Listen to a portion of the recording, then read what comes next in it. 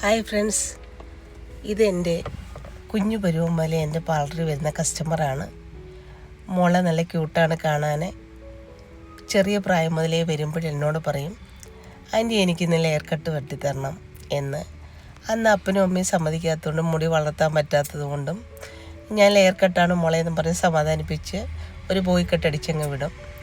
അങ്ങനെ ഇച്ചിരി കൂടെ എല്ലാം മനസ്സിലായി തുടങ്ങിയപ്പോൾ വീണ്ടും മുടി വളർത്തി എൻ്റെ ഇരിക്ക് വന്നിട്ട് പറഞ്ഞ് ഞാൻ ഒത്തിരി കഷ്ടപ്പെട്ട് മുടി വളർത്തിക്കൊണ്ട് വന്നതാണ്, ഇന്ന് എനിക്ക് ലെയർ കട്ട് തന്നെ വെട്ടിത്തരണം ആൻറ്റി അങ്ങനെയൊക്കെ പറഞ്ഞു. അങ്ങനെ ഞാൻ ഓക്കെ മോഡ് ഇഷ്ടമായിട്ട് ആവട്ടെ എന്ന് വിചാരിച്ചു.